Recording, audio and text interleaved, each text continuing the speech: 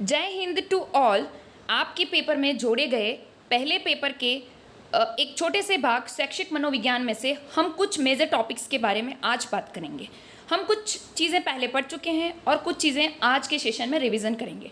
आपको ये नहीं सोचना है कि मैंने ये पहले चीज़ नहीं पढ़ी तो एकदम से कैसे आएगी, कल ही पेपर है, मैं इससे कैसे डील करूँगा। आप सिर्फ इसे ध्यान से सुने, आप चीज़ों को रिलेट करना सीख जाएंगे। ठीक है, तो आज हम कुछ मेजर टॉपिक्स पर बात करेंगे, जैसे लर्निंग हो गया, पर्सनालिटी हो गया, इंटेलिजेंस हो गया, क्रिएटिविटी हो गया। इन सभी टॉपिक को लेकर एक छोटा सा क्लास आपके सामने। ठीक है, उसके बाद आपको देखना है कि एजुकेशनल साइकोलॉजी क्या मीनिंग रखती है। क्रो एंड क्रो की एक बहुत ही शानदार डेफिनेशन है जो आपके सामने है। उसमें ये कहता है कि साइकोलॉजी है ना, व्हाट शब्द को डिफाइन करती है कि एजुकेशनल मतलब लर्निंग में हम क्या शब्द को डिनोट करते हैं, और जो एजुकेशनल साइकोलॉजी है वो उसके वाई और व्हेन पे काम करती है। ठीक है, उसके क्यों और कहाँ कब पर बात करती है। ठीक है, तो ये चीज़ आपको ध्यान में रखनी है कि साइकोलॉजी का एक छोटा सा पार्ट है एजुकेशनल साइकोलॉजी जो हमारे सिलेबस में है। ठीक है, तो सबसे पहला प्रश्न यही बन सकता है कि एजुकेशन शब्द कहाँ से, किन शब्दों से मिलकर बना है। तो आपको ध्यान में रखना है कि एजुकेशन शब्द इंग्लिश भाषा का एक शब्द है जो दो ग्रीक शब्दों से मिलकर बना हुआ है। अगर ऑप्शन में ग्रीक नहीं हो और लैटिन शब्द लिखा हुआ हो तो आप बिना सोचे समझे लैटिन भी कर सकते हैं। ठीक है, दोनों में से एक होगा। एजुकेटर और एजुकेयर ऐसा भी लिखा हुआ हो सकता है, दोनों ही शब्द लगभग एक ही हैं। ठीक है, उसके बाद बात करते हैं हम, तो उसके बाद साइकोलॉजी का मीनिंग पूछा जा सकता है। साइकोलॉजी किन शब्दों से मिलकर बना है ये पूछा जा सकता है। तो साइकी प्लस लोगोस से मिलकर बना है, ये मैं पहले की क्लास में डिस्कस भी कर चुकी हूँ। ठीक है, तो साइकी मतलब सोयल, आत्मा, और लोगोस का मीनिंग हमें साइंस, स्टडी, बहुत सारी चीज़ें मिलती हैं, तो हम इसका एक मीनिंग निकालते हैं, स्टडी ऑफ सॉइल। ठीक है, स्टडी ऑफ द सॉइल। तो आत्मा का विज्ञान ही क्या है, मनोविज्ञान। ठीक है, चलो कुछ मेजर फैक्ट्स हैं जिनको आप ध्यान में रखोगे। हालांकि ऐसा नहीं है कि बिल्कुल पूछ ही लिया जाएगा, पर हो सकता है कि कोई एक इनमें से पूछा जाए। जैसे आपकी एनसीईआरटी इस वाले फैक्ट को बहुत महत्वपूर्ण मानती है, तो आपको ये चीज़ ध्यान में रखनी है। तो बर्नलाइनर की जो किताब है टॉक टू टीचर्स, वो मनोविज्ञान की सबसे पहली किताब है। तो है ना, जो बर्नलाइनर हैं उन्होंने जो विलियम जेम्स हैं उनको शिक्षा मनोविज्ञान का पिता माना है। परंतु आपको इनकी रीडिंग पे ध्यान देना है, आगे भी आएगा शिक्षा मनोविज्ञान का जनक कौन, अमेरिकी शिक्षा मनोविज्ञान का जनक कौन, तो आपको बहुत ध्यान से सुनना है। बर्नलाइनर ने अपनी किताब टॉक्स टू टीचर्स में शिक्षा मनोविज्ञान का जनक विलियम जेम्स को माना है। परंतु जब आगे बढ़ते हैं तो हम मनोविज्ञान के आदि जनक के बारे में सुनते हैं, तो अरस्तु, मतलब ऐसा ऑप्शन में अगर कहीं हो कि आपको लिखना है मनोविज्ञान के आदि जनक कौन है, तो आप अरस्तु ऑप्शन में सही कर दें। ठीक है, और अगर साइकोलॉजी शब्द की बात करें तो गॉकिल जो हैं उन्होंने है ना अपनी किताब में सबसे पहले साइकोलॉजी शब्द का प्रयोग किया था 1590 ईस्वी में। बहुत सारे लोग कहते हैं कि जो साइकोलॉजी की किताब है वो इनकी है, परंतु ऐसा नहीं है। इन्होंने ये टर्म दिया था, ऐसा माना जाता है। उनसे पूर्व भी ये टर्म दिया गया था, परंतु ऐसा हम नहीं कह सकते। ठीक है, उसके बाद अगर आपको पूछा जाए कि जो प्रयोगात्मक मनोविज्ञान के जनक कौन है, तो आपको विलियम वुंट करना है, जैसे मैंने पहले भी क्लासेस में आपको बताया है। क्यों? क्योंकि इन्होंने लिप्जिंग जो शहर है जर्मनी का, वहाँ पे सबसे पहली मनोवैज्ञानिक प्रयोगशाला खोली थी 1879 में। ठीक है भाई, चलो उसके बाद अगर आपको पूछा जाए कि अमेरिकी मनोविज्ञान का जनक कौन है, तो विलियम जेम्स नाम आपको याद रखना है, क्योंकि इन्होंने मनोविज्ञान को फिलोसॉफी से अलग करा था, साइकोलॉजी को फिलोसॉफी से अलग करा था। इनकी किताब है प्रिंसिपल्स ऑफ साइकोलॉजी, ये भी आपको ध्यान में रखनी है। ठीक है, उसके बाद कुछ फैक्चुअल चीज़ें बनती हैं जो मैंने आपको बहुत ही शानदार तरीके से क्लास में समझा दी थी, और छोटा सा रिविज़न।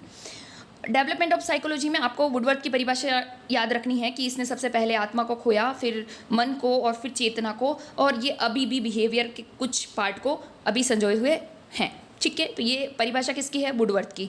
अब इन्हीं की परिभाषा से हमने ये समझा था कि इसके डेवलपमेंट को हम कैसे याद रख सकते हैं। 16वीं सदी में लोगों ने सॉइल को बहुत ज़्यादा महत्व दिया, जिसमें प्लेटो, अरस्तु जैसे लोग हैं। फिर 17वीं शताब्दी में माइंड को बहुत ज़्यादा इंपॉर्टेंट माना पंपोलोजी जैसे लोगों ने। फिर उसके बाद जो लोग आए, वुंट, जेम्स, टीजेनर, ऐसे लोग आए, इन्होंने कहा कि कॉन्शियसनेस बहुत अच्छी चीज़ है, ये साइकोलॉजी के लिए एक फिट शब्द बैठता है। परंतु वॉटसन ने इन सब के मत को नहीं मानते हुए ये बोला कि जो बिहेवियर है वही साइकोलॉजी का मीनिंग होना चाहिए, बिहेवियर के थ्रू ही हम साइकोलॉजी को पढ़ सकते हैं। तो इन्होंने एक परिभाषा भी दी थी, वो बहुत बार पूछी जाती है। मैं इसीलिए कहती हूँ कि इंग्लिश टर्म आपको याद रखने पड़ेंगे। जैसे पॉजिटिव शब्द को हिंदी में बहुत सारी जगह निश्चित, धनात्मक ऐसे शब्दों से लिखा हुआ है, ठीक है। तो यहाँ पे अगर आप पॉजिटिव शब्द याद रखते हैं तो आपको याद रह जाएगा कि व्यवहार का निश्चित विज्ञान ही या व्यवहार का धनात्मक विज्ञान ही साइकोलॉजी है, ठीक है भाई। चलो और आगे बात करते हैं। देखो आपके एनसीईआरटी में 2-3 फैक्ट्स दे रखे हैं कि गोल्स ऑफ साइकोलॉजी। तो अगर आपको लक्ष्य पूछा जाए, क्योंकि ये 3 ऑप्शंस हैं तो एक ऑप्शन बनने की पूरी संभावना रहती है, ठीक है। तो आपको याद रखना है, मापन और वर्णन करता है, पूर्वानुमान लगाता है और व्याख्या करता है। ये तीनों काम कौन करता है? साइकोलॉजी करती है, ठीक है। ये चीज़ याद रखनी है। एक चीज़ मेरे से और छूट गई थी, यहाँ पे स्लाइड में नहीं लिखा है, बट आप याद रखें कि जॉन लॉक जो साइकोलॉजिस्ट हैं, उन्होंने ऐसा कहा था कि मानव का जो मस्तिष्क है वो एक कोरे कागज के समान है, टैबुला रासा है, ऐसा शब्द का प्रयोग करा था। तो अगर आपके एग्जामिनर आपको ऐसा पूछ ले कि टैबुला रासा शब्द का क्या मीनिंग है, तो मस्तिष्क एक कोरे कागज के समान है, ये इसका मीनिंग है, आप लिख सकते हैं। और अगर आपसे पूछा जाए कि किसने ये अवधारणा दी है, तो आप लिख सकते हैं जॉन लॉक, ठीक है। उसके बाद एक छोटा सा डायग्राम आपके सामने है, इसको देखें। आपको कुछ नहीं करना है, स्कूल्स ऑफ साइकोलॉजी को थोड़ा इस तरीके से याद रखना है कि किसने कौन सी विचारधारा दी, ठीक है। आपको 2-2 नाम, एक नाम इसमें याद रखना है, ताकि आपको डायरेक्ट प्रश्न पूछा लिया जाए कि व्यवहारवाद का जनक कौन है या व्यवहारवाद का प्रतिपादन किसने किया, तो आप सीधा वॉटसन कर लें, ठीक है भाई। संरचनावाद की बात करते हैं, निर्मितवाद की बात करते हैं। तो इसमें हालांकि लोग कहते हैं कि टीचेनर ने करा, बट उनसे पहले ये अवधारणा वुंट ने भी दी थी। तो आप देख लें ऑप्शन में, अगर दोनों हैं तो टीचेनर पहले कर लें, और अगर वुंट है तो वुंट, और टीचेनर अकेला है तो टीचेनर, तो आप इन दोनों में से कोई सा भी कर सकते हैं। अगर प्रकार्यवाद की बात करें, कार्यवाद की बात करें, फंक्शनलिज्म की बात करें, तो विलियम जेम्स सीधा ऑप्शन करें। बिहेवियरवाद का तो कोई लोड ही नहीं है ना, व्यवहारवाद का तो कोई लोड ही नहीं है, वॉटसन। गेस्टाल्टवाद की हम बात करते हैं, हालांकि गेस्टाल्टवाद का प्रतिपादन तो वर्धीमान ने करा था, पर इनके बहुत सारे सहयोगी थे, कोहलर, कॉफका, उसको लेविन वगैरह बहुत सारे हैं, ठीक है। तो आपको ध्यान में रखना है। अगर मनोविश्लेषणवाद की बात करते हैं तो सिगमंड फ्रायड, सीधा ऑप्शन में कर देना है। मानवतावाद की बात करें तो मैस्लो, और सहचर्यवाद की बात करें तो जॉन लॉक। ये एक सरसरी नज़र से आपको देखना है। चलो और बात करते हैं एलिमेंट्स ऑफ साइकोलॉजी। ये अभी एस्टेट के पेपर में भी पूछा था और काफ़ी बार पूछा जाता है, तो यहाँ पे मैंने लिया है। ये आपकी एनसीईआरटी में भी है, तो आपको याद रखना चाहिए। कुछ नहीं करना है, आपको याद रखना है कि साइकोलॉजी के जो मुख्य तत्व हैं वो क्या क्या हैं। अधिगमकर्ता, अधिगम प्रक्रिया, अधिगम स्थिति, ठीक है। चलो उसके बाद एक मेजर टॉपिक है, हालांकि आपके शिक्षा मनोविज्ञान का एक महत्वपूर्ण हिस्सा तो नहीं है, परंतु ह्यूमन डेवलपमेंट जो टॉपिक है उसमें ये इससे भी पूछा जा सकता है, ठीक है। तो पहला बात ये है कि जब हम इसके आयाम की बात करते हैं, जब हम विकास के आयाम की बात करते हैं, तो हमें मेनली 3 चीज़ें मिलती है। फर्स्ट फिजिकल, शारीरिक, मेंटल, मानसिक, सोशल, सामाजिक, और 2 चीज़ें और हैं, नैतिक और संवेगात्मक, ठीक है। तो एक मेजर जो इसका प्रकार, मतलब मेजर जो डिवीज़न करा है वो तो इस तरीके से करा है। अब बात करते हैं हमारे एग्ज़ाम के थ्रू। तो एग्ज़ाम में आपको ये चीज़ें मिल सकती हैं, शारीरिक, मानसिक, सामाजिक, संवेगात्मक।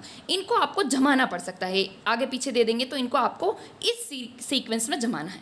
देखो कहीं मान लो ऑप्शन में नहीं है कि आप जमा नहीं पा रहे हैं, तो आप क्या करें कि शारीरिक और मानसिक तो यही रहेगा, पर कभी कभी वो संवेगात्मक को आगे और सामाजिक को पीछे कर देता, तो ये चीज़ भी आप ध्यान रखें। बाकी ये सीक्वेंस एकदम एग्जैक्ट है, ओके। उसके बाद अगर अपन बात करते हैं, देखो ये चैप्टर समझने के लिए आपको एक छोटा सा डायग्राम समझना पड़ेगा। ये जैसे आपका विकास हो गया पूरा का पूरा, विकास के हम 4 पार्ट्स करते हैं। 4 पार्ट में हमने कर दिया फिजिकल, मेंटल, सोशल, इमोशनल, ठीक है भाई, ये कर दिया। अब जो इसका फिजिकल पार्ट है ना, ये जो छोटा सा पार्ट है हमारे सामने,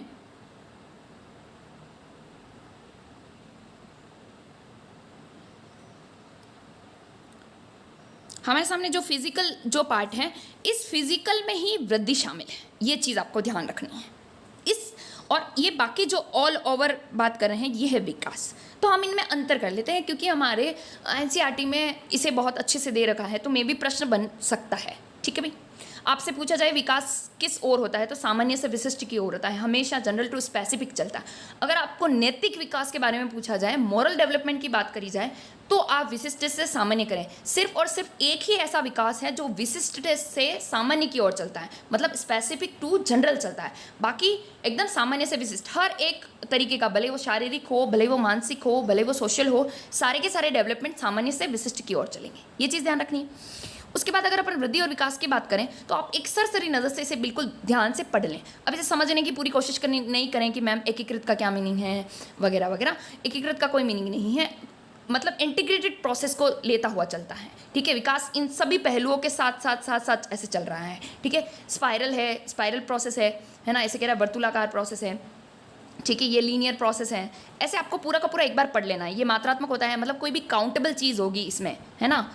और इधर अपन बात करते हैं तो ये जब विकास में ये फिजिकल डेवलपमेंट भी शामिल है, और फिजिकल डेवलपमेंट का ही एक पार्ट वृद्धि होने की वजह से हम लोगों को क्या करना है कि ये मानना है कि विकास के अंदर वृद्धि शामिल है, इसलिए यहाँ हमने मात्रात्मक भी लिखा। ठीक है भाई, एक निर्धारित समय तक होती है, मतलब वृद्धि आपकी लगभग 18 साल तक अब हम मान के चलते हैं कि हमारी आयु, मतलब हमारी हाइट बढ़ रही है, हमारी हेल्थ बढ़ रही है ना, ये सब चीज़ें हमें दिख रही हैं, ये बाह्य चीज़ें हैं। ठीक है, इसका हम मापन कर पा रहे हैं कि मेरी हाइट इतनी इतनी है। ठीक है, और विकास में हम ये चीज़ें नहीं कर पा रहे हैं। विकास जीवन पर्यंत चलता है, किसी भी उम्र में कभी भी हम इसे सीख सकते हैं।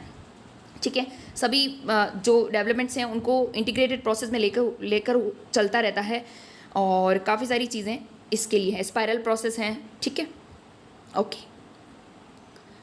उसके बाद बात करते हैं स्टेजेस ऑफ चाइल्ड डेवलपमेंट।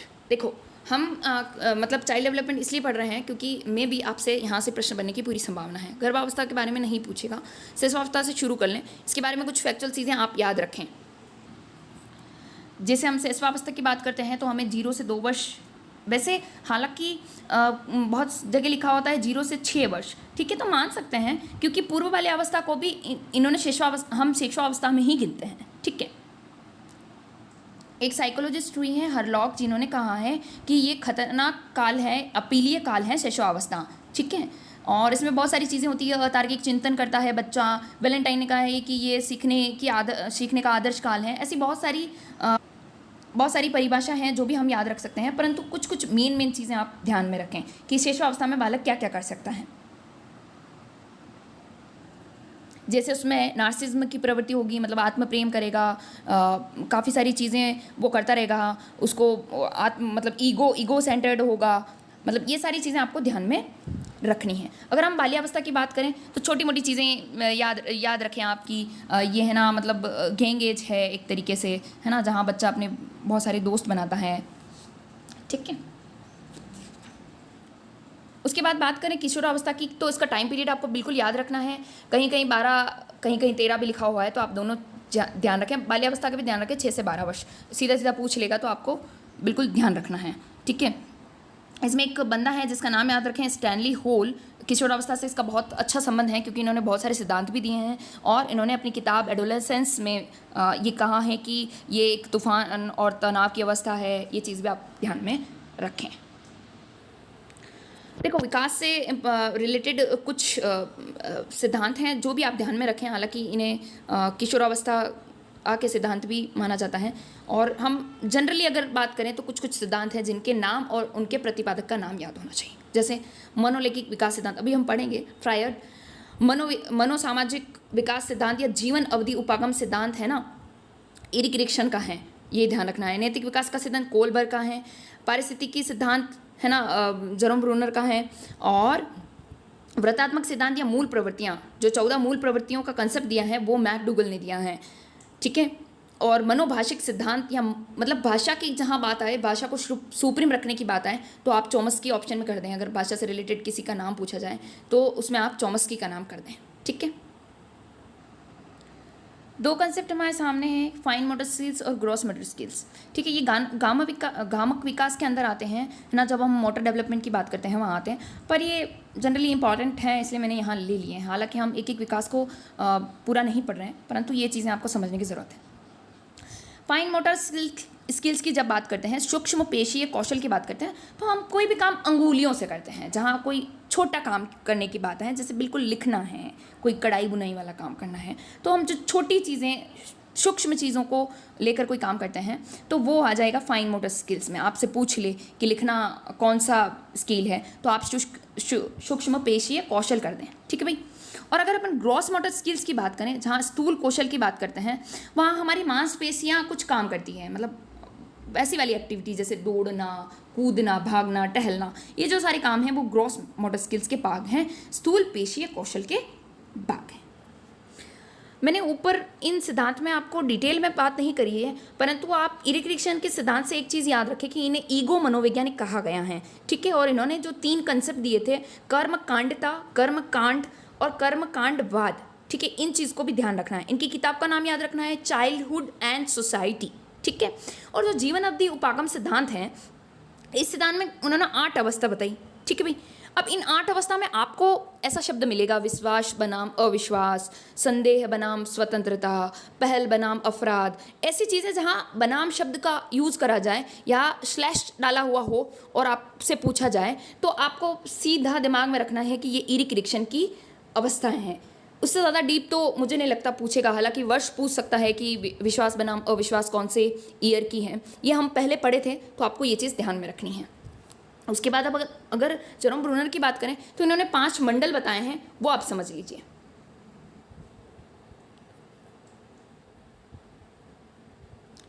सबसे पहले है माइक्रो, मेसो, माइक्रो, मेसो, एक्सो,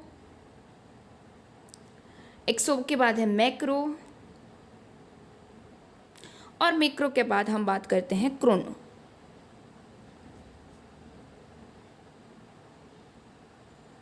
ओके, अब आपको ये ध्यान रखना है कि कौन से जोन में कौन सा आदमी प्रतिनिधित्व करेगा। हम अगर लघु मंडल की बात करते हैं, हम माइक्रो की बात करते हैं, तो वहाँ पे है ना, जो बच्चा होगा उसके सबसे जो निकट लोग होंगे, जो सबसे ज़्यादा पास में होंगे, उन लोगों को लेकर ये बात कर रहा है। तो माइक्रो में आप ये याद रखेंगे, उसका स्कूल हो गया, उसका खुद का घर हो गया, उसके साथी हो गए, है ना, ये सब, उसके पड़ोसी, उसके पेरेंट्स, ये सब चीज़ें आएगी माइक्रो में। अगर आपसे पूछ लिया जाए कि लघु मंडल का प्रतिनिधित्व करता है, तो आप सीधे सीधा मान लो आपको ऑप्शन में दे रखा है परिवार, है ना, फिर उसके बाद चिकित्सा, ऐसे बहुत सारे दे रखे हैं, तो आप उसमें परिवार को सबसे पहले इंपॉर्टेंस देंगे क्योंकि ये बालक के सबसे करीब है। उसके बाद अपन बात करते हैं कि जहाँ वो रिलेशन डेवलप कर लेगा, वो मेसो में आ जाएगा। जहाँ इंटरेक्शन की बात आएगी, वो लघु मंडल का हिस्सा बन जाएगा, मतलब मध्य मंडल का हिस्सा बन जाएगा, सॉरी मेसो, ठीक है।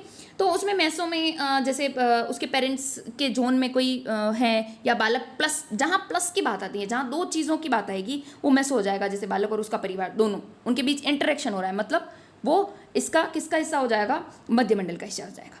उसके बाद हम एक्सो की बात करते हैं, तो मतलब इस एक्सो में क्या है कि बच्चा स्वयं नहीं होता है, परंतु वो किसी न किसी चीज़ से उनसे जुड़ा हुआ होता है।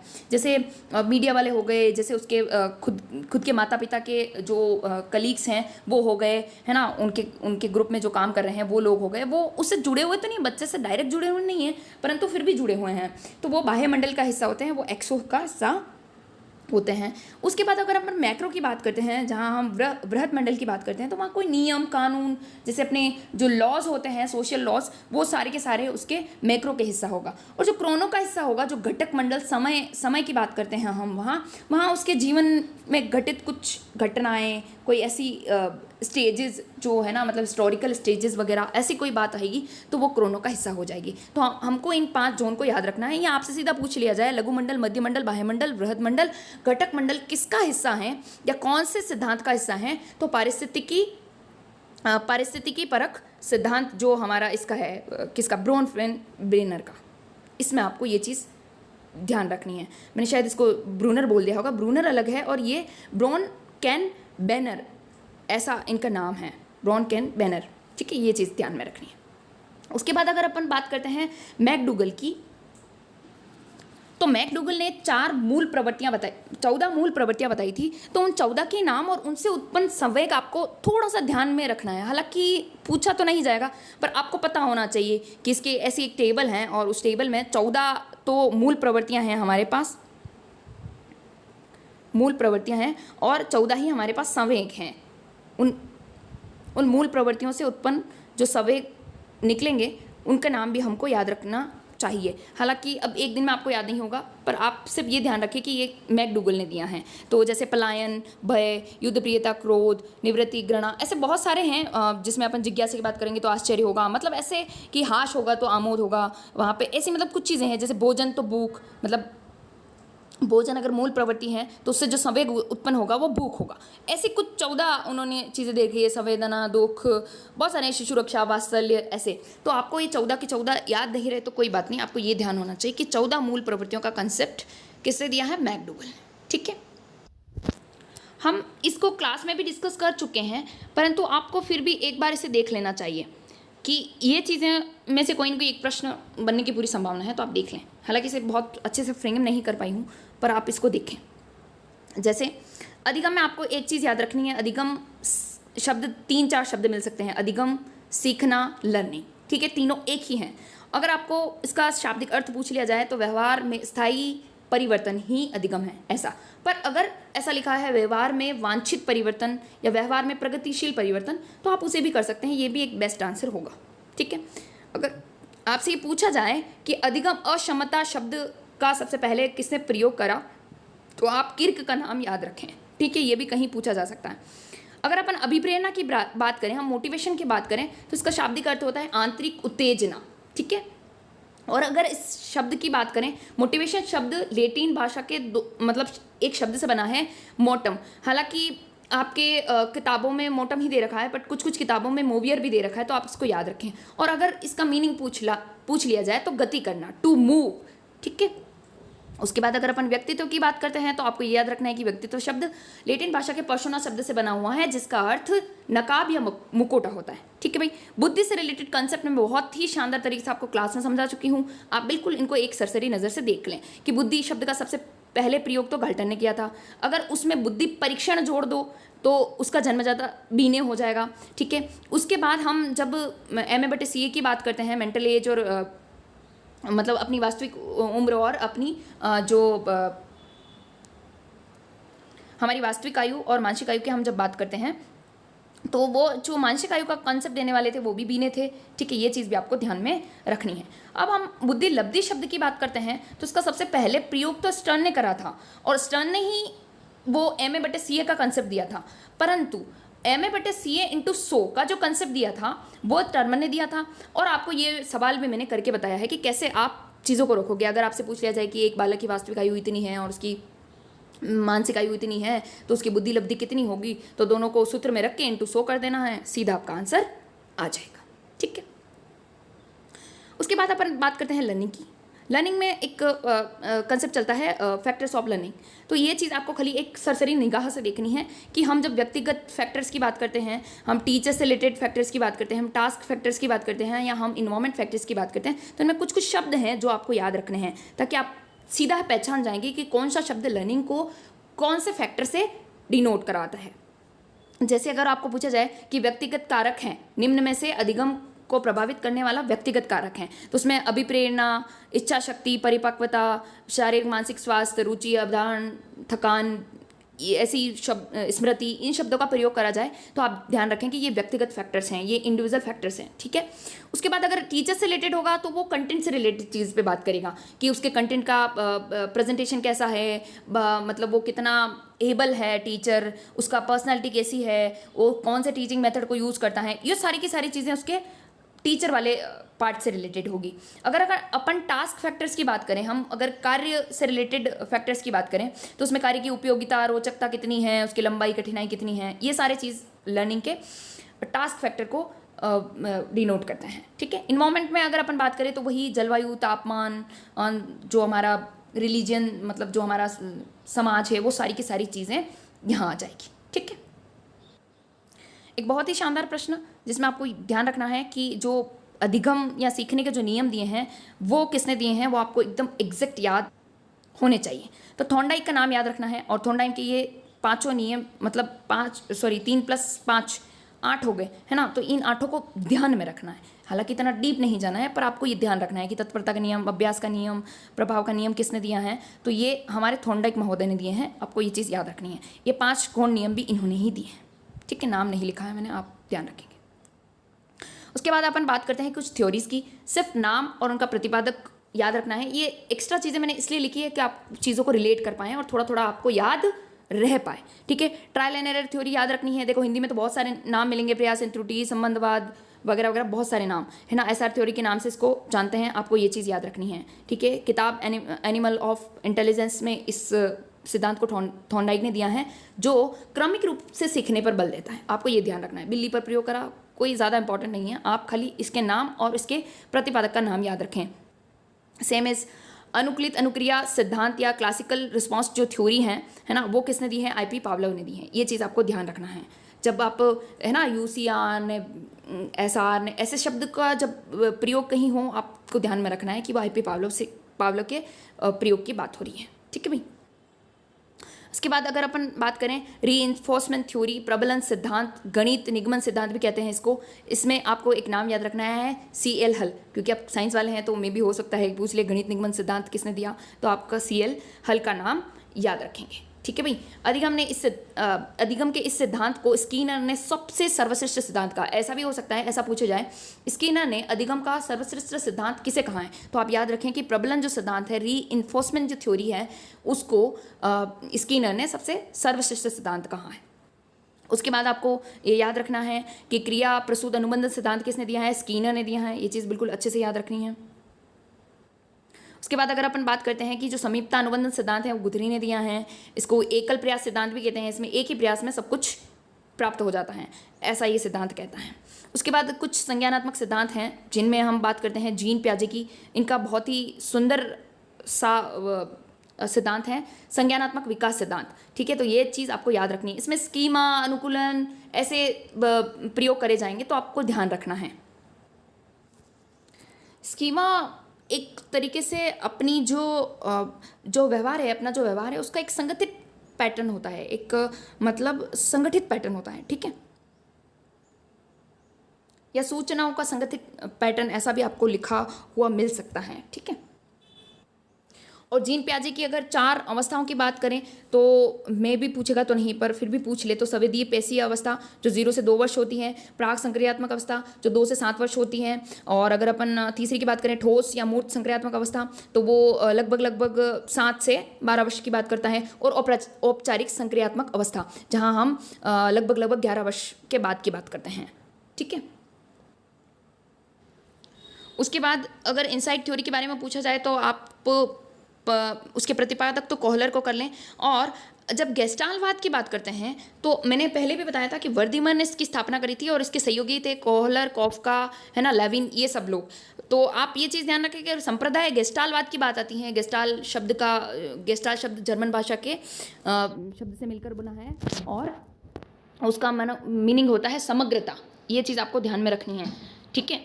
और अगर इस सिद्धांत का प्रतिपादक पूछ लिया जाए तो कोहलर याद रखना है आपको, ठीक है भाई। यह आकस्मिक चिंतन पर बल देता है, एक चिंपांजी पर प्रयोग करा। ऐसा भी आ सकता है कि सुल्तान नामक चिंपांजी पर किसने प्रयोग करा, तो आपने कोहलर का नाम याद रखना है। आगे के सिद्धांत में अल्बर्ट बांडुरा का एक सिद्धांत है, बहुत ही अच्छा सिद्धांत है, आप इसे ध्यान रखें। सोशल लर्निंग थ्योरी, ये सिद्धांत पूछा जा सकता है। मान लो इसमें पूछा लग जाए कि आपको स्टेजेस बतानी है, तो आपको इसको याद रखने AR3 ऐसे याद रखें, अटेंशन, रिटेंशन, रिप्रोडक्शन, री इन्फॉर्मेशन, ऐसे आप चीज़ों को याद रखेंगे तो आपको रह जाएगा। एक अल्बर्ट नामक बच्चे पे इसने प्रयोग करा था, इसे मॉडलिंग थ्योरी भी कहते हैं, है ना। इसको प्रेक्षण सिद्धांत, सामाजिक अधिगम सिद्धांत, निरीक्षण सिद्धांत भी कहते हैं। ये चीज़ें याद रखनी। एक कंसेप्ट आता है अधिगम सोपान का सिद्धांत, ठीक है। रॉबर्ट घिने का सिद्धांत याद रखना है। इसके 8 प्रकार हैं, 8 प्रकार याद नहीं हो कोई बात नहीं, आप सिर्फ इसका नाम याद रख लें। फील्ड थ्योरी या तलरूप सिद्धांत की जब हम बात करते हैं तो कूट लेविन अपन को याद रखना है। ये सूत्र अगर दे दिया जाए और पूछा जाए कि ये किससे संबंधित है, तो लेविन से संबंधित है। इसका मीनिंग भी मैंने लिख दिया है। उसके बाद अगर साइन लर्निंग थ्योरी की बात करें, अव्यक्त अधिगम सिद्धांत की बात करें, तो टॉलमैन सीधा सीधा ऑप्शन में कर दें। पूछा जा सकता है कि अव्यक्त अधिगम सिद्धांत किसका है, तो आप सीधा टॉलमैन कर दें। अगर सामाजिक निर्मितवाद की बात करें तो लेव वाइगोत्स्की, उनकी किताब है थॉट एंड लैंग्वेज, इन चीज़ों को याद रखना है। अगर आपको ऐसे शब्द मिले ZPD, MKO, स्टेप होल्डिंग, ऐसे शब्द मिले तो आपको ध्यान रखना है कि ये वाइगोत्स्की की अवधारणा है। इन्होंने 3 चीज़ों पे बहुत ज़्यादा ध्यान दिया है, समाज, कल्चर, संस्कृति और लैंग्वेज। इन 3 चीज़ों को आप याद रखें, SCL ऐसे याद रखें तो आपको याद रह जाएगा। अगर अनुभवजन्य अधिगम सिद्धांत की बात करते हैं तो कॉल रोजर्स अगर ऑप्शन में हो तो आप कर दें। देखो एक कंसेप्ट था जो मैंने आपको वहाँ नहीं बताया, आप यहाँ पे देखें कि 3 तरीके के निर्मितवाद हैं। एक है संज्ञानवादी निर्मितवाद, एक है सामाजिक निर्मितवाद और एक है मौलिक निर्मितवाद। ठीक है भाई, तो इनमें क्या करना है आपको कि एक एक बंदे का नाम याद करना है। अगर अपन संज्ञानवादी निर्मितवाद की बात करते हैं तो हमको नाम याद रखना है पियाजे। ठीक है, और अगर अपन सामाजिक निर्मितवाद की बात याद रखते हैं तो हमको रखना है वाइगोत्स्की। और अगर अपन मौलिक निर्मितवाद की बात करते हैं तो हमको ग्लेसरफील्ड का नाम याद रखना है, सॉरी। ठीक है,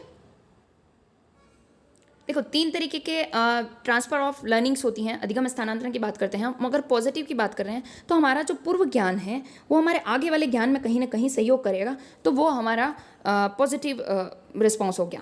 अब हमारा कोई पहले वाला कोई ज्ञान है वो हमारे आगे वाले मतलब आगे जो हम ज्ञान सीख रहे हैं उसमें कोई बाधा दे रहा है। जैसे कोई एक वॉलीबॉल का खिलाड़ी है और वो अगर फुटबॉल खेल रहा है तो उसको ऑब्वियस है कि वो पहले हाथ से काम कर रहा था, जंपिंग पे ज़्यादा ध्यान दे रहा था, अब उसे पैर से करना है तो एकदम से उसको बाधा हो रही है, तो वो नेगेटिव रिस्पॉन्स हो गया वहाँ उसका। ठीक है, मतलब लर्निंग का ट्रांसफ़र नेगेटिव हो रहा है। और अगर हम जीरो लर्निंग की बात करें तो पुराना ज्ञान नए ज्ञान को कुछ प्रभावित ही नहीं कर रहा है, कोई कनेक्शन ही नहीं है, नो कनेक्शन इन दिस। ठीक है, तो ये चीज़ आपको ध्यान में रखनी है। अगर आपको एग्जाम्पल लेके पूछा जाए तो आपको थोड़ा सा इन चीज़ों से ध्यान रखना है। अधिगम कठिनाइयाँ की बात करें, अधिगम अक्षमता की बात करें तो आपको 3 चीज़ें याद रखनी है। अगर पठन संबंधी कोई विकार होगा तो उसे डिसलेक्सिया कहेंगे, अगर लेखन संबंधी कोई विकार होगा तो डिसग्राफिया कहेंगे, और गणित संबंधी कोई विकार होगा तो डिसकैलकुलिया उसको कहा जाएगा। ये चीज़ आपको बिल्कुल ध्यान में रखनी है। ठीक है, लर्निंग में एक छोटा सा कंसेप्ट और है, इसको भी देख लो। चलो, अगर अपन लर्निंग कर्व की बात करते हैं तो कहीं 4 मिलते हैं, कहीं 3 मिलते हैं, कोई बात नहीं, हम 3 को समझते हैं। अगर हमें कॉन्वेक्स दिया गया है तो हम नेगेटिव की तरफ बात कर रहे हैं। जैसे हम कुछ चीज़ सीख रहे हैं तो वो प्रारंभ में तो बहुत तीव्र गति से होगी परंतु एकदम से धीमी हो जाएगी, तो वो लर्निंग का जो एक तरीका होगा वो हमारे किसको, ऋणात्मक वक्र को प्रदर्शित करेगा। ठीक है भाई, अगर अपन पॉजिटिव की बात करें तो वहाँ ऐसा होगा कि पहले एकदम नॉर्मल होगा, धीमा धीमा होगा, पर तो एकदम से तेज हो जाएगा, तो वो एकदम बेस्ट तरीका होता है कॉनवेव। ठीक है, और एक तरीका आता है जहाँ एक बार धीमा, एक बार तेज, एक बार धीमा, एक बार तेज, एक बार धीमा है, तो ऐसा आकार का एक मिश्रित कॉम्बिनेशन बनाता है, मतलब एक कंबाइंड कॉम्बिनेशन बनाता है, तो वो तरीका हो जाएगा तीसरा, जिसमें जो अपना लर्निंग कर्व है, त्वरण वक्र हैं, वो थर्ड टाइप हो जाएगा। एक होता है कि जहाँ एकदम सीधे सीधे चीज़ें चलती है, सीधा अधिगम हो रहा है, तो वो सरल रेखी भी कहीं कहीं मानते हैं, बट आप 3 याद रख लें, आपका काम हो जाएगा। एक इम्पॉर्टेंट टॉपिक और है जिसमें है मोटिवेशन। तो मोटिवेशन में आपको 2-3 चीज़ें याद रखनी हैं। इसका मीनिंग तो मैंने आपको बता ही दिया है पहले। आंतरिक उत्तेजना लैटिन भाषा के मोटम शब्द से बना हुआ है ना, उससे स्किनर ने इसको सुनहरी सड़क या NH कहा है, ये चीज़ भी आपको याद रखनी है। ठीक है, गुड की एक परिभाषा याद हो तो याद कर लेना, किसी कार्य को आरंभ करना, जारी रखना और नियमित करना ही अभिप्रेरणा है। ठीक है, उसके बाद अगर अपन बात करते हैं टाइप ऑफ मोटिवेशन की, तो देखो 2 तरीके के मोटिवेशन है। यहाँ पर जनरल की बात करें, अभी मैस्लो वगैरह तो ये आगे आते रहेंगे, हम जनरल अगर इसके टाइप्स की बात करते हैं तो इंटरनल और एक्सटर्नल है ना, आंतरिक और बाह्य। तो आपको हिंदी में तो देखो बहुत सारे नाम लिखेंगे, अनसीखी अभिप्रेरणा, किसने कहा था अनसीखी अभिप्रेरणा, वुडवर्थ ने। तो ऐसे आपको चीज़ें याद रखनी है। तो अगर आपको एक्सटर्नल किसी चीज़ की बात हो रही है, जैसे भूख, प्यास, नींद, प्रेम, सफलता की इच्छा, ये सब जो चीज़ें हैं वो हमारी इंटरनल मोटिवेशन है, हमारा इंटरनल मोटिवेशन है। और जो एक्सटर्नल मोटिवेशन होता है वो आपको कोई ना कोई प्रलोभन देगा, जैसे दंड से आप कोई काम सीख रहे हैं या पुरस्कार से आप कोई काम कर रहे हैं, मोटिवेट होकर आप प्रशंसा के लिए कोई काम कर रहे हैं, तो ये बाहरी मोटिवेशंस हो जाएंगे। तो अगर आपको ऑप्शन में उदाहरण से पूछा जाए तो आप सीधी इस चीज़ को याद रखना, तो आपको याद आ जाएगा। ठीक है, उसके बाद एक जनरल डिवीज़न की बात करते हैं। हमारे पास 2-3 चीज़ें हैं, एलिमेंट्स ऑफ मोटिवेशन। तत्वों की बात करते हैं तो आवश्यकता, चालक या प्रणोद या उद्दीपन या प्रोत्साहन, ये चीज़ें हैं, नीड, ड्राइव, इंसेंटिव। इन चीज़ों को ध्यान में रखना है। अब क्या होता है कि आपको पूछ लेगा, तो नीड में क्या होता है, नीड में हमारी जो जैविक नीड्स हैं वो तो पानी, काम, भोजन, निद्रा, ये सारी चीज़ें हो गई। और अगर अपन सामाजिक फैक्टर्स की बात करें तो उसमें हमारी सुरक्षा हो गई, हमारी आत्म पहचान हो गई, हमारे साथी हो गए, हमारी ये सब चीज़ें हैं। अगर हम और भी चीज़ों की और नेसेसरी चीज़ों की बात करें तो हमने पहले ही कर ही ली है, पानी, भोजन, ये सारी चीज़ें, तो ये हमारी आवश्यकताएं होगी। अब है ड्राइव, जो हमें कोई व्यवहार करने के लिए मतलब मोटिवेट करती है, लाइक भूख है, प्यास है, तो अब भूख लगेगी तो मतलब हमें किसकी, भोजन की नीड होगी, ऐसे तो भोजन तो क्या होगा, नीड है हमारी, और हमारा ड्राइव क्या हो गया, भूख। ये चीज़ आपको याद रखनी, इन दोनों में अंतर करना सीखना चाहिए। अगर इंसेंटिव की बात करें तो ये दो तरीके के होते हैं, पॉजिटिव और नेगेटिव। पॉजिटिव में मैंने आपसे बात करी कि प्रशंसा, पुरस्कार ऐसे होंगे, और नेगेटिव में दुख, दंड वगैरह वगैरह। ठीक है, ये चीज़ ध्यान में रखनी। एक महोदय हैं अब्राहम मैस्लो, 1954 में इन्होंने नीड हायरार्की दी थी, आवश्यकता पदानुक्रम सिद्धांत। इसको थोड़ा सा आप समझ लें। ठीक है, मान लो एकदम से पूछ लिया जाए कि कौन सा फैक्टर किस में काम करता है, तो आपको ये ध्यान रखना है। इसमें जो शारीरिक आवश्यकता हैं, शारीरिक आवश्यकताएं हैं, इनमें आपको जो हमारी जो बेसिक नीड्स हैं, भोजन, पानी, है ना, काम, निद्रा, प्यास, ये सब जो चीज़ें हैं, है ना, वो बिल्कुल ध्यान में रखनी है। ठीक है भाई। अगर हम सेफ्टी की बात करें, हम सुरक्षा की बात करें, तो ये हमारा इसको लेकर सेकंड फैक्टर। अब ऊपर की तरफ जा रहे हैं अपन, हायरार्की की ओर बढ़ रहे हैं। ठीक है भाई, ये चीज़ ध्यान में रखनी है। ये सबसे उच्च जो फैक्टर्स हैं और ये वाले निम्न फैक्टर्स हैं, ऐसे याद रखना है। ये उच्च हैं तीनों और ये निम्न हैं। अगर आपसे पूछ लिया जाए कि अब्राहम मैस्लो के आवश्यकता पदानुक्रम सिद्धांत का निम्न मतलब सिद्धांत कौन से हैं, निम्न आवश्यकताएं कौन सी हैं, तो निम्न आवश्यकताएं फिजिकल और ये सेफ्टी वाली हो जाएंगी। और अपने जो लव वाली, स्टीम वाली और ये आत्मसिद्धि वाली जो हैं, इन तीनों को हम ऊपर मानेंगे। ठीक है, ये चीज़ आपको ध्यान में रखनी है। तो इनको एकदम सीरियल नंबर वाइज आपको याद होनी चाहिए कि शारीरिक आवश्यकता, सुरक्षा आवश्यकता, सम्मान पाने की आवश्यकता, और सामाजिक आवश्यकता, सम्मान पाने की आवश्यकता और आत्मसिद्धि की आवश्यकता, ऐसे एकदम सीरियल नंबर वाइज याद होनी चाहिए। ठीक है।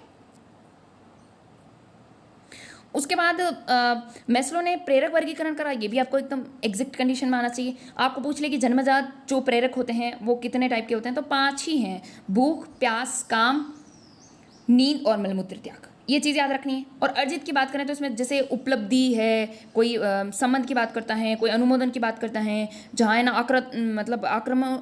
आक्रमणशीलता की बात करता है, शक्ति प्रेरक की बात करता है, तो वो सारे सारे अर्जित हैं जो हमने कमाए हैं, और ये पहले से हैं, ये जन्मजात हैं। ठीक है, ये आपको बात करते हैं, ये बाय बोर्न है। और अगर अपन एक नॉर्मल अभिप्रेरणा चक्र की बात करें, है ना, सर्किल की बात करें, तो आपको ये चीज़ याद रखनी है। सबसे पहले नीड होगी तो ड्राइव से इंसेंटिव, और इंसेंटिव से हम गोल की तरफ बढ़ते हैं। ये चारों चीज़ें आपको याद होनी चाहिए। अगर जमाने के लिए भी दे दिया जाए तो आप इंग्लिश के थ्रू जमा लें। हिंदी में तो आपको बहुत सारे नाम लेंगे, जैसे ड्राइव को ये चालक भी बोल देगा, कभी प्रणोद बोल देगा, कभी अंतर्नोद बोल देगा, तो आप नहीं कर पाएंगे, है ना। इसलिए आप ड्राइव को ड्राइव ही रखें, नीड को नीड ही रखें, इंसेंटिव को इंसेंटिव ही रखें, और गोल को गोल ही रखें। ठीक है। देखो, एक सुंदर सा कंसेप्ट है जो बहुत सारी जगह आएगा।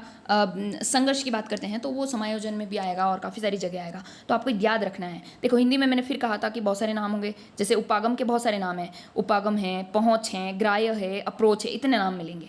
ठीक है, परिहार के इतने नाम मिलेंगे, परिहार, त्याग, वर्जन, अवॉइडेंस, ऐसे शब्द मिलेंगे। पर आपको ध्यान रखना है कि जो अभिप्रेरणा के संघर्ष हैं वो 4 तरीके के होते हैं। अब वो समायोजन के भी हो सकते हैं, तो ये कि यही रहेंगे, कोई ज़्यादा लोड वाला काम नहीं है। हालांकि जब हम समायोजन में पढ़ते हैं तो ये तीनों तो है ना लेविन ने दिए हैं, और जो एक ये रह गया वो हॉलैंड ने दिया था, लास्ट वाला जो मल्टीपल वाला है। ठीक है, तो आपको याद रखना है, इंग्लिश में याद रखना है, अप्रोच, अवॉइडेंस, अप्रोच अवॉइडेंस, और मल्टीपल अप्रोच अवॉइडेंस कॉन्फ्लिक्ट। इस चीज़ को सेम एज इट इज़ इसी सीक्वेंस में याद रखना है, क्योंकि आप इंग्लिश में याद नहीं रखेंगे, हिंदी में इतने नाम आपको याद नहीं होंगे। मान लो उसका मन आया तो उसने उपागम लिख दिया, उसका मन आया तो उसने ग्राह्य लिख दिया, उसका मन आया तो पहुँच लिख दिया, तो आप हिंदी में कंफ्यूज हो जाएंगे। ठीक है, अब ये क्या कंसेप्ट है, देखो, जहाँ कहीं 2 चीज़ों के बारे में बात हो रही होगी, जहाँ कहीं 2 पॉजिटिव चीज़ों के बारे में बात हो रही होगी, प्लस वाली चीज़ें हैं, है ना, तो वहाँ अप्रोच की बात आएगी। ठीक है, जहाँ कोई भी किसी भी तरीके की कोई टकराव नहीं है, 2 सकारात्मक चीज़ें होगी, वहाँ हम अप्रोच की बात करेंगे।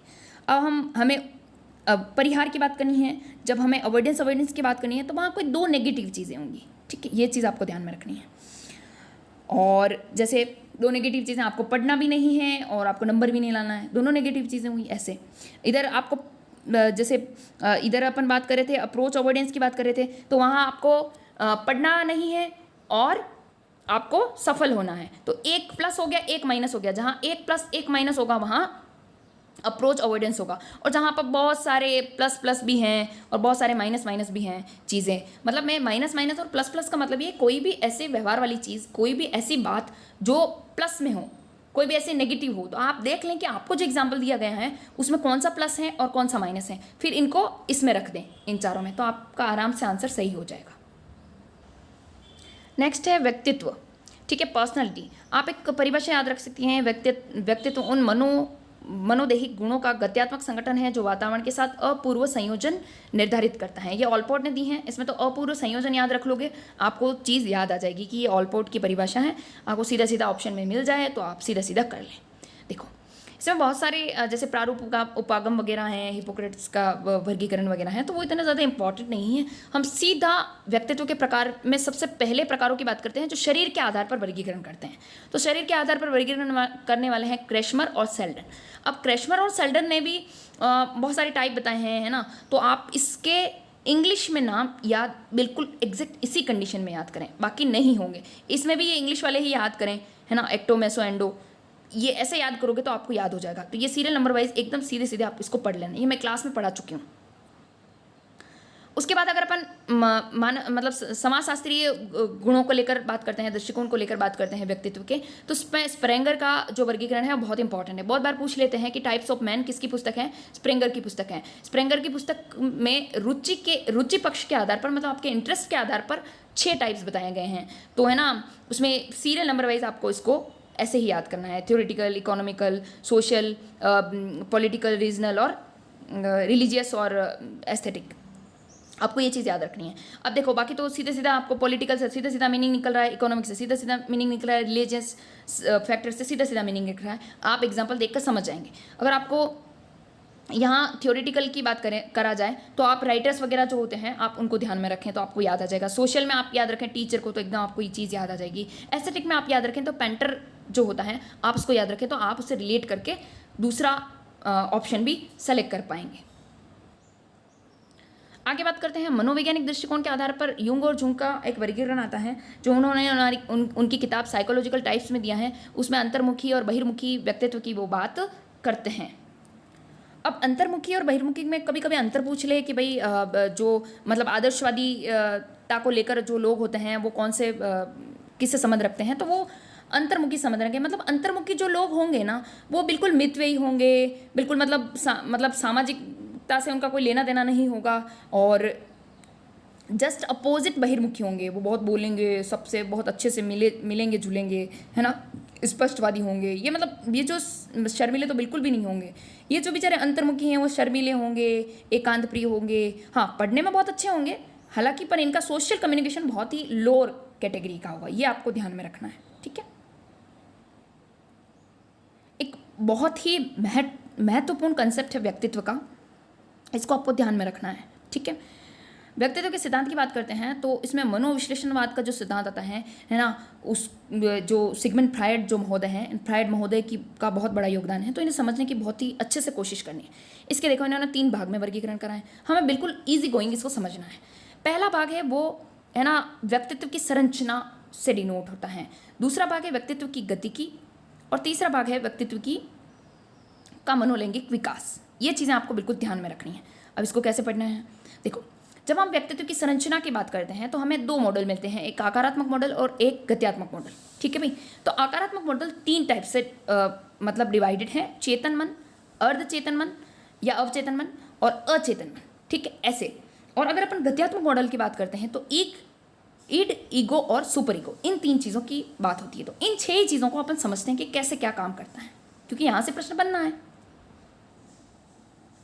देखिए हम चेतन, अर्धचेतन और अचेतन की जब बात करते हैं तो पहला जो चेतन है, ठीक है, पहला जो मन है वो चेतन मन, वो हमारे लगभग हमारे मन का 1/10वां भाग ही होता है, ठीक है। और सबसे जो बड़ा होता है वो लास्ट वाला अचेतन मन होता है, जो 9/10वां भाग होता है, ठीक है भाई, इतना बड़ा। और जो मिड में होता है ना, जो न चेतन है न अचेतन है भाई, है ना, वो अर्ध चेतन कहो या अवचेतन कहो, एक ही बात है, ठीक है। तो ये अवचेतन मन होता है, वो तो बहुत ही एकदम नॉर्मल होता है, एक सुलभ सम्मति होती है, थोड़ा सा भाग कह सकते हैं, है ना। मतलब किसी बस मतलब अपन किसी को कुछ देकर भूल जाते हैं ना, लाइक बस इतना सा, ठीक है। और ये वाला जो भाग होता है ना, ये बहुत बड़ा भाग है, जिसमें बहुत सारी दमित इच्छाएं हैं, वो सबका भंडार, जितना भी जो भी प्रवृत्ति हैं, जो गलत काम करने की हो या किसी भी तरीके की, वो सारी चीज़ें किस में होती हैं, अचेतन मन में। और जो नॉर्मल मतलब जो सबसे ठीक ठाक मन है वो है चेतन मन, उसका 1/10वां भाग ही हमारे मन का 1/10वां भाग ही है, ठीक है भाई। ये चीज़ आपको ध्यान में रखनी है। ये बिल्कुल आदर्शवादिता और इन सब चीज़ों को लेकर चलता है, वर्तमान वास्तविकता पे थोड़ा ज़्यादा ध्यान देता है। तो ये चेतन मन हो गया, ये अचेतन मन हो गया। अब इन दोनों के बीच में है अर्धचेतन मन या अवचेतन मन, जो बहुत कम है, बहुत नॉर्मल है, बहुत छोटा सा है, ठीक है। ये चीज़ आपको ध्यान में रखनी। मान लो आपसे पूछ ले दमित इच्छाओं का भंडार मन का कौन सा प्रकार है, तो अचेतन होगा भाई। अभी बताया कि बहुत सारी इच्छाएं, सबसे व्यापक मन, सबसे गलत जो मन है, अनैतिक जितने भी काम, जितनी भी तरीके हैं, जितना भी डायनामिक कंडीशन को लेकर जितना भी चीज़ें हैं, वो सारी की सारी किस में होगी, अचेतन मन। ये कंसेप्ट समझ में आ गया। अब हमारे पास 3 कंसेप्ट है, ईड, ईगो, सुपर ईगो, ठीक है। तो इनको भी बिल्कुल आराम से समझना है कि ये जो ना बहुत प्लीजर पे बात करता है, बिल्कुल आनंददायक कंडीशन की बात करता है, जो हमारे अर्ली स्टेजेस होती हैं, मतलब जब हम छोटे होते हैं तब की बात हो रही है, जो थोड़ा खाओ पियो मौज करो वाली कंडीशन पे काम करता है, वो इड हो गया। ईगो बिल्कुल संतुलित स्वभाव होता है, बिल्कुल रियलिस्टिक जीवन होता है, जो हमारा अभी हम जी रहे हैं वो वाला, बिल्कुल बहुत ज़्यादा वो प्लीज़र वाला भी नहीं और बहुत ही आदर्शवादी भी नहीं, मतलब मिड कंडीशन वाली चीज़ है। यहाँ सुपर ईगो की बात करते हैं तो ये बिल्कुल ही हमारा जो एकदम आइडलिस्टिक जो अप्रोच वाला है ना, एकदम बिल्कुल हम देवता वाली फीलिंग रखते हैं, हम बिल्कुल भगवान बनने की कभी कभी कोशिश करते हैं ना, वो हमारा सुपर ईगो होता है। और जो हमारा बिल्कुल वर्स्ट कंडीशन वाला होता है ना, हम सुनते हैं कभी रेप केसेस वगैरह इन सारी चीज़ों के बारे में, तो वो हमारा इड है, जो हम कंट्रोल नहीं कर पा रहा है। इन दोनों के बीच में एक चीज़ होती है ईगो, जो इन दोनों को संतुलित करता है। इसे हम ना एग्जीक्यूटिव ब्रांच भी कहते हैं, कार्यपालक शाखा भी कहते हैं, क्योंकि ये दोनों के बीच में स्टेबिलिटी का काम करती है। ये चीज़ आपको बिल्कुल एग्जैक्ट वे में ध्यान रखना है। इतना सा ध्यान रखोगे तो आपका क्वेश्चन सही हो जाएगा।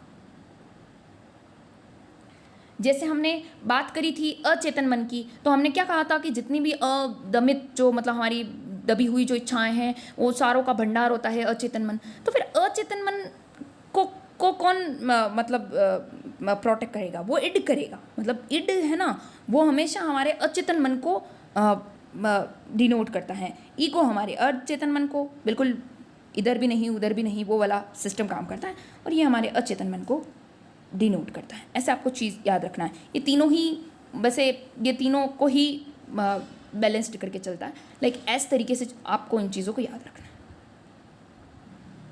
देखो अब इसमें भी 3 जो व्यक्तित्व का गति की जो मॉडल है, उसमें भी जैसे फ्रायड कहता है कि 3 तरीके के इन्होंने शब्द के प्रयोग करे हैं, इरोस, थेनाटोस और लिबिडो, ठीक है। तो इनका क्या क्या मीनिंग है, मान लो आपसे पूछ रहा है इरोस क्या है, और नीचे ऑप्शंस दे रखे हैं, जीवन मूल प्रवृत्ति, मृत्यु मूल प्रवृत्ति, काम प्रवृत्ति, ये ऐसे प्रवृत्ति वैसे प्रवृत्ति। तो आप सीधा ऑप्शन में करेंगे। इरोस का मतलब होता है जीवन मूल प्रवृत्ति, जहाँ हम रचनात्मक कार्यों के बारे में सोचते हैं, जहाँ हम है ना बहुत ही क्रिएटिव होने का सोच रहे हैं, वो हमारे इरोस से रिलेटेड है, ठीक है। इस चीज़ को याद रखना, इरोस जीवन, ऐसे याद रखना।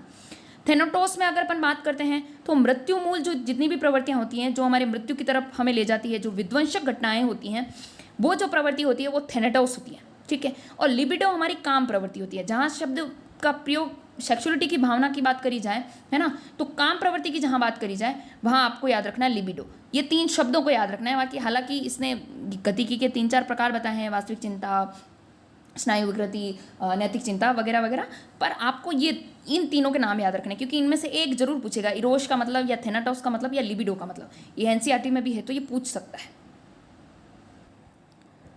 अगर अपन मनोलैंगिक विकास सिद्धांत की बात करें तो ये सीधे सीधे आपको ध्यान में रखना है। मुखावस्था, गुदावस्था, लिंग प्रदान अवस्था, अव्यक्त अवस्था, जनेंद्रिय अवस्था। ठीक है भाई। ऑरल, एनल, फैलिक, लेटरेसी और जेंटल। ठीक है भाई, ये चीज़ याद रखनी है। अब इनका टाइम पीरियड याद रखना है। बिल्कुल, ऑरल का 0 से 1 भी मिलेगा, 0 से 2 भी मिलेगा, आपको ये चीज़ याद रखनी है। इधर अपन अगर गुदावस्था की बात करते हैं, अपन एनल की बात करते हैं, तो कहीं आपको 2 भी मिलेगा या कहीं 1 से भी स्टार्ट कर देगा, तो 1 2 से लगा के 3 3 4 भी मिल सकता है। ठीक है, ये भी ध्यान में रखना है। तो मतलब ऐसे कि भाई आपको मान लो एकदम से पूछ लिया जाए कि भाई लिंग प्रदान अवस्था है, फैलिक स्टेज कौन सी है ना, तो आप 3 से शुरू कर लें, 3 या 4 से शुरू कर लें, कोई बात नहीं, वो तो ऑप्शन के अकॉर्डिंग है कि कौन सा इसमें सुटेबल सेट होगा। तो 3 या 4 में से एक ही देगा, 3 से 4 मतलब 3 या 4 से लगा के 5 तक। ठीक है भाई। अव्यक्त अवस्था की बात करते हैं, हम लिटरेसी की बात करते हैं, तो इसमें है ना हम लोग एज की बात करते हैं 6 to 12 ईयर्स की, जब बाल्यावस्था की बात कर रहे हैं। और अपनी जो जनेंद्रिय अवस्था है उसमें अपन बात करते हैं कि 12 से 13, कहीं 12 भी मिलेगा, कहीं 13 भी मिलेगा, 13 से लगाकर लगातार मतलब अपन किशोरावस्था तक की बात कर सकते हैं। ठीक है भाई, ये चीज़ आपको ध्यान में रखनी है। इनका टाइम पीरियड बिल्कुल ध्यान में रखना है। ओके, याद हुआ? चलो इसको याद कर ही लेते हैं। 0 से 1, इधर 1 से करो या 2 से करो, चलो कोई बात नहीं, 2 से 3, इधर इसको 3 या 4 से लगा के कितना बोला था मैंने, 6। अव्यक्त अवस्था की बात करते हैं 6 से 12, जो बाल्यावस्था के टाइम है। और जनेंद्रिय अवस्था की बात करते हैं हम लगभग 12-13 से आगे तक। ठीक है भाई। अब इसमें है कि ये है ना, इसमें बच्चे का मुख प्रदान होता है, जिसमें वो काम, मतलब ऐसे कहने का मतलब यूँ है कि ये जो महोदय हैं, फ्रायड महोदय, ये कह रहे हैं कि बच्चा हर स्टेज में कोई न कोई काम क्रिया तो करता ही है। ठीक है भाई, ऐसा ऐसा ये कह रहे हैं, हम नहीं कह रहे हैं। तो ये यूँ कह रहे हैं कि ये मुख से कोई काम क्रियाएं करता है, लाइक स्तनपान करना, अंगूठा चूसना वगैरह, तो ये मुखावस्था की विशेषता है। गुदावस्था में ये बात करता है कि बच्चा बिल्कुल मलमूत्र त्यागता है, तब इसको आनंद की प्राप्ति होती थी। गुदावस्था की बात कर रहे हैं। लिंग प्रदान अवस्था की बात करते हैं, तो ये इसमें 2 चीज़ें बताई थी। इसमें लिंग प्रदान अवस्था में आप 2 चीज़ें याद रख रहे हैं, एक का नाम याद रखें, ओडिपस और एक इलेक्ट्रा। ये 2 ग्रंथियाँ बताई है इसने, इलेक्ट्रा और ओडिपस। तो जो इलेक्ट्रा है एक लड़की का नाम है, ऑब्वियस आपको पता चल रहा है। तो जो लड़की का नाम होता है उसमें आपको पितृ ग्रंथि याद रखना है, और जो लड़के का नाम है ओडिपस, उसमें आपको क्या नाम याद रखना है, मातृ ग्रंथि। मान लो आपसे पूछ लिया जाए, इसका मीनिंग ये है, ओडिपस का मीनिंग ये है कि एक ओडिपस नाम का राजकुमार था जिसने अपनी माता से शादी कर ली थी, और एक इलेक्ट्रा नाम की बच्ची थी जिसने अपने पिता से शादी कर ली थी, इसलिए इसे पितृ ग्रंथि और इसे मातृ ग्रंथि कहते हैं। ठीक है, ये चीज़ भी आपको ध्यान रखनी है। मान लो पूछ लिया जाए आपको कि लिंग प्रदान अवस्था, या ऐसा पूछ लिया जाए कि फ्रायड की कौन सी अवस्था में ओडिपस ग्रंथि के बारे में बात की गई है, तो लिंग प्रदान अवस्था के बारे में बात करेगी, ये आपको ध्यान रखना है। जिसमें ये मातृ ग्रंथि और ये पितृ ग्रंथि ऐसे याद रखना है। इलेक्ट्रा पितृ ग्रंथि, ओडिपस मातृ ग्रंथि, ये चीज़ याद रखनी। अव्यक्त जो अवस्था है इसमें प्राइड कहता है कि नहीं बच्चा कोई काम क्रिया नहीं करता है, वो खेलने में कूदने में मस्त रहता है, बाल्यावस्था का गुण है उसमें सब, वो कुछ भी नहीं करता है। और जनेंद्रिय अवस्था में तो बिल्कुल, जब हम शादी वगैरह के स्टेजेस के बारे में बात कर रहे हैं, विषमलिंगी प्रेम की जब बात करता है वो, तो वो जनेंद्रिय अवस्था की बात करता है। तो ये चीज़ आपको बिल्कुल ध्यान रखनी है। यहाँ से एक प्रश्न 100% आना है, इसलिए मैंने इतना टाइम लिया। आपको व्यक्तित्व मापन की जब विधियों की बात करें तो दो विधियां याद रखनी है, प्रक्षेपी और अप्रक्षेपी। देखो, प्रक्षेपी में आपको अगर पहचान करने की बात आए तो जैसे IBT, TAT, CAT, ऐसे जो इंग्लिश शब्द प्रयोग करे जाएं, हालांकि अगर पूरा नाम पूछ लिया तो फिर कुछ बचा ही नहीं ऑप्शन में। जैसे आपको IBT का पूरा नाम पूछ लिया, शाही डब्बा परीक्षण या रोशा परीक्षण, ऐसा पूछ लिया तो नहीं बता पाओगे। बट आपको ऐसे नाम से पूछा जाए तो आप एकदम पता कर लें कि भाई ये प्रक्षेपी विधियां हैं। और अप्रक्षेपी में थोड़े लंबे लंबे नाम होंगे, लाइक व्यक्ति इतिहास विधि, साक्षात्कार विधि, ऐसे जो मतलब एकदम अपनी जो आत्मनिष्ठ और वस्तुनिष्ठ विधियां थी ना, अपन ने पढ़ी थी पहले, वो सारी अप्रक्षेपी विधियों में आती है। जिसमें हम प्रश्नावली विधि की बात करते हैं, जिसमें हम रेटिंग स्केल की बात करते हैं, ये जो सब सारी चीज़ें वो अप्रक्षेपी विधियाँ होती है। और प्रक्षेपी में है ना, मतलब एकदम निश्चित नियम कानून से चलने वाली विधियाँ होती है, जो IBT, ये CAT, ये IBT, TAT, CAT, ये वाली बहुत सारी हैं जो आपको याद रखनी है। ऐसे नाम मिले तो आपको ध्यान रखना है। चलो नेक्स्ट कंसेप्ट अगर अपन देखते हैं, बुद्धि। तो बुद्धि में आपको 3 चीज़ें याद रखनी है। बहुत सारे अलग अलग विद्वान हुए और उन्होंने अलग अलग कंसेप्ट देते रहे, और उन्होंने बुद्धि को 3 तरीके से जज करा है। किसी ने कहा है कि सीखने की योग्यता है, किसी ने कहा समायोजन की योग्यता है, किसी ने कहा अमूर्त चिंतन और समस्या समाधान की योजना है। ये चीज़ आपको ध्यान में रखनी है कि अगर मान लो आपसे पूछ लिया जाए बुद्धि है, और नीचे ऑप्शन में देखना है सीखने की योग्यता, समायोजन की योग्यता, अमूर्त चिंतन की योग्यता और उपयुक्त सभी। तो उपयुक्त सभी है ना भाई, सबने अलग अलग कहा है तो कोई बात नहीं। चलो एक इंपॉर्टेंट कंसेप्ट और है बुद्धि को लेकर, जिसमें आपको देखो मैंने पहले कहा था इंग्लिश में इतने सारे नाम मिलेंगे, स्थूल, भ्रामक, मूर्त, यांत्रिक, व्यवहारिक, ये सब एक ही हैं, ठीक है भाई। और आपको कॉन्क्रीट याद रखोगे तो सीधा एक ही चीज़ याद रखनी पड़ेगी, इंग्लिश में सब इनको कॉन्क्रीट ही लिखेगा, मे बी ऐसा तो नहीं है पर फिर भी जहाँ तक बात कर सकते हैं। तो आपको याद रखना है कि जो लोग मतलब यंत्र और मशीनें चलाने में, हस्तकला में बहुत निपुण होते हैं, उन लोगों को में यांत्रिक बुद्धि बहुत ज़्यादा पाई जाती है, ठीक है, जो प्रैक्टिकल होते हैं, ठीक है। तो उसमें अपन इंजीनियर, कारीगर, ये दो एग्जाम्पल याद रखोगे तो आपको याद रह जाएगा, ठीक है। अगर अपन अमूर्त या एब्स्ट्रैक्ट इंटेलिजेंस की बात करते हैं तो वहाँ मतलब पुस्तकी ज्ञान होता है, वहाँ मतलब कोई चीज़ लिखने की बात हो रही होती है, कोई नियम कानून बनाने की बात हो रही है, कोई सूत्र लिखने की बात हो रही है, कोई कविता लिखने की बात हो रही है, तो वहाँ इन दो चार लोगों के नाम याद रख सकते हो, शिक्षक, दार्शनिक, लेखक, गणितज्ञ, ऐसे एग्जाम्पल से आप याद रख सकते हो कि इनमें अमूर्त बुद्धि पाई जाती है, एब्स्ट्रैक्ट की बात करना है। और अगर अपन सोशल की बात करते हैं तो इनमें ये नेता वगैरह हो गए, सामाजिक कार्यकर्ता, ये सारे के सारे किस में आ जाएंगे, सामाजिक बुद्धि में। अगर आपको एग्जाम्पल लेके पूछा जाए कि शिक्षक निम्न में से कौन सी बुद्धि का प्रतिनिधित्व करता है, तो आप अमूर्त बुद्धि सीधा सीधा एब्स्ट्रैक्ट पे भाई ऑप्शन कर दें, ठीक है।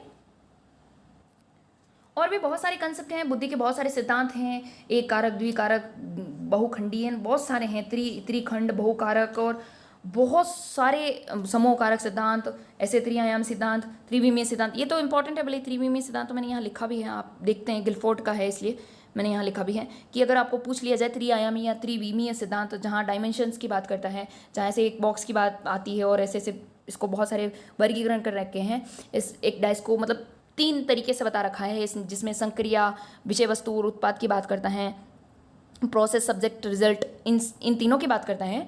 तो आपको ध्यान रखना है कि गिलफर्ड आपसे पूछ लिया जाए कि त्रिआयामी या त्रिविमीय सिद्धांत किसके द्वारा दिया गया है, तो गिलफर्ड के द्वारा दिए गए हैं।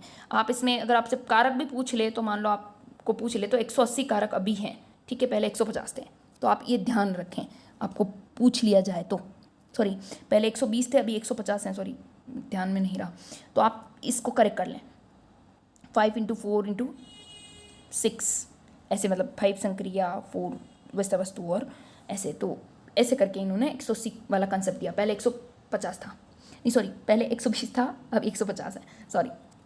तो आपको ये चीज़ ध्यान में रखनी है।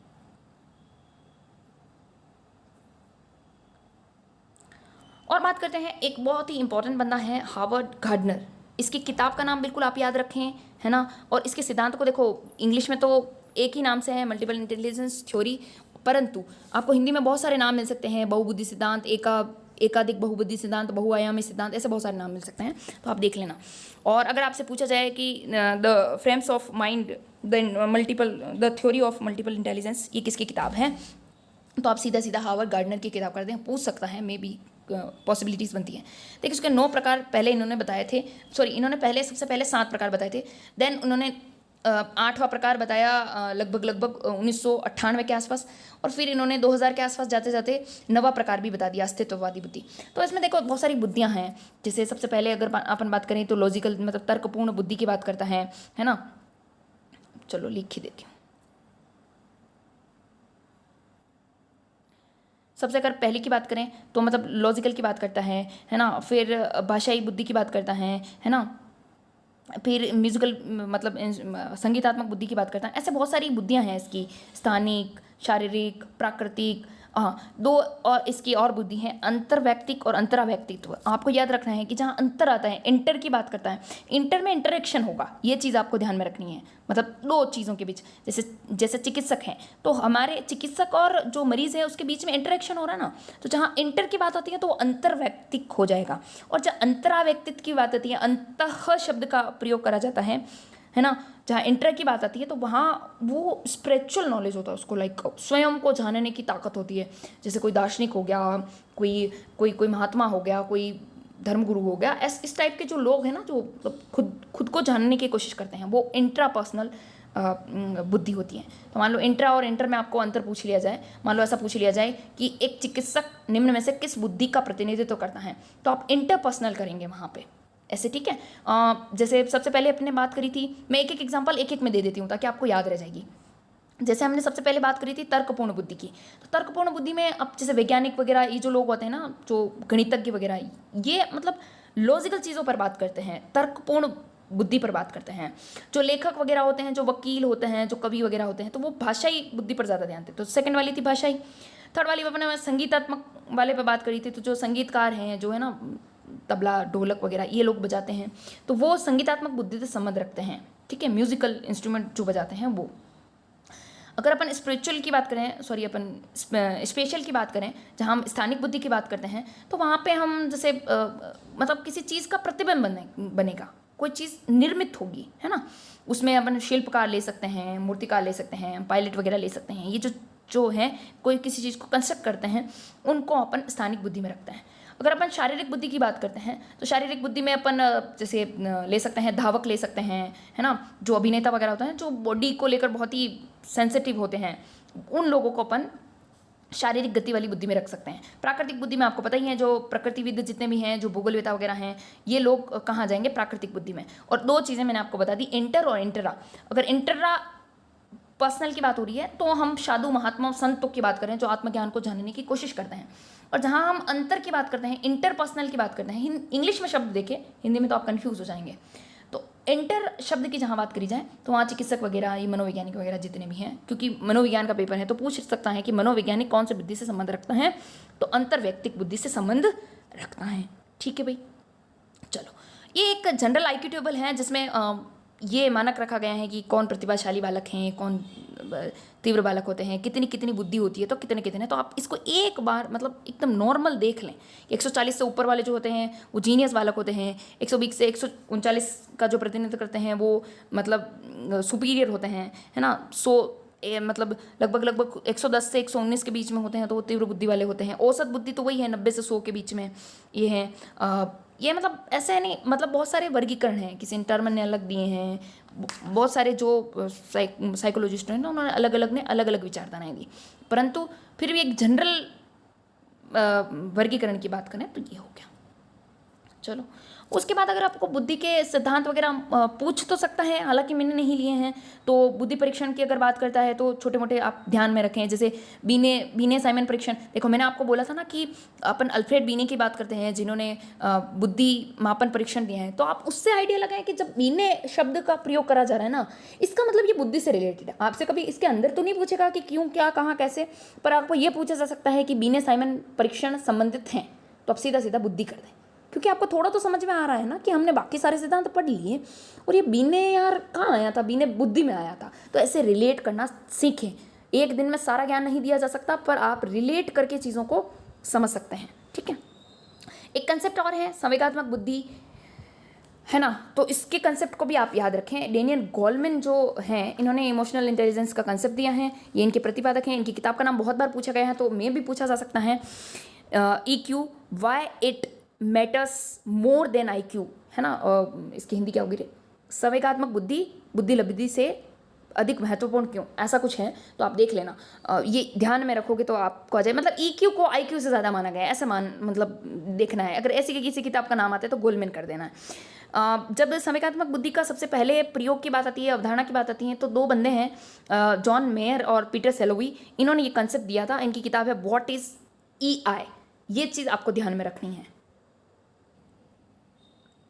बहुत सारे और भी टॉपिक हैं, जैसे व्यक्तिगत विभिन्नताएं हो गए, मैंने यहाँ नहीं लिया है। एक शब्द आप याद रखें कि व्यक्तिगत विभिन्नताएं जो शब्द है ना, वो फ्रांसिस गाल्टन ने दिया था सबसे पहले। आप ये चीज़ याद रखें। हेरिडिजीनियस उसकी किताब का नाम है, आप ये भी थोड़ा ध्यान रखें। व्यक्तिगत विभिन्नताओं में वही है कि कौन कौन तरीके से बालक हैं। जैसे प्रतिभाशाली बालक की जब अपन बात करते हैं, तो जहाँ जहाँ भी आपको उच्च योग्यता, उच्च सृजनात्मकता, उच्च प्रतिबद्धता ऐसे शब्द मिले, तो आप प्रतिभाशाली बालक कर दें। जीनियस जो गिफ्टेड जो चाइल्ड होगा, सॉरी जो गिफ्टेड होगा, वो उसके लिए आप ये चीज़ कर सकते हैं। उसको ऐसे जो इनरिचमेंट प्रोग्राम होंगे, जैसे वाद विवाद प्रतियोगिता है, जैसे खेलना है, कहीं बाहर जाना है ना, ऐसे बड़े बड़े चीज़ों में पार्टिसिपेट करने का मन होता है, वो बच्चा प्रतिभाशाली बालक होता है। ये चीज़ आप ध्यान में रखें। बैकवर्ड चाइल्ड वही है कि जो अपनी क्लास से नीचे की क्लास के काम नहीं कर सकता है। वो मतलब एक नॉर्मली आपको थोड़ा थोड़ा अंदाज से भी आप प्रश्न को कर सकते हैं। जैसे जो पिछड़े बालक होते हैं, जो मंदबुद्धि बालक होते हैं, उनके लिए आप क्या कर सकते हैं? उनके लिए आप उपचारात्मक निदानात्मक जो शिक्षण होता है वो सबसे बेस्ट होता है, तो आप उस चीज़ को भी ध्यान में रख सकें। उनके उनके हाथ के कौशल की कोई चीज़ें कर सकते हैं, है ना। ये चीज़ें आप ध्यान में रखें थोड़ी सी, बाकी और कुछ भी नहीं रखना है। और अगर बात करें सृजनात्मक बालक की, तो सृजनात्मक बालक में या सृजनात्मकता का संबंध किससे है, आपको अगर ऐसा पूछा जाए तो आप सीधा सीधा कन्वर्जेंट थिंकिंग पर ऑप्शन को राइट करने की कोशिश करें, है ना। अपसारी चिंतन, जहाँ जहाँ अपसारी चिंतन की बात आएगी वहाँ वहाँ सृजनात्मक बालक की बात होगी, ठीक है। और बाकी 2-3 चैप्टर्स हैं, जैसे शिक्षण वाला टॉपिक मैंने छोड़ दिया। स्वतंत्र चर, आश्रित चर, मध्यस्थ चर, ये मैं क्लास में समझा चुकी हूँ, ये आपको बिल्कुल ध्यान रखना है। स्वतंत्र चर शिक्षक से डिनोट होता है, आश्रित चर विद्यार्थी, और मध्यस्थ चर इन दोनों के बीच में कोई चीज़ काम कर रही है, जैसे शिक्षण विधि हो सकती है, पाठ्यक्रम हो सकता है। ये सब चीज़ें आपको ध्यान में रखनी है। मैंने 3 कंसेप्ट आपको बताए थे कि स्मृति के आधार पर स्तर के आधार पर शिक्षण के कितने प्रतिमान हैं, मतलब अपन मॉडल्स की बात कर रहे थे, तो आपको तीनों मॉडल याद रखने हैं सीरियल नंबर वाइज। स्मृति, बोध, चिंतन, ठीक है। स्मृति बोध चिंतन में स्मृति हर्बर्ट, बोध मोरिसन, चिंतन हंट, ऐसे आपको एकदम याद रखना है। मैंने आपको निमोनिक बता के भी याद करवाया था, तो ये चीज़ आप बिल्कुल ध्यान में रखेंगे, ठीक है।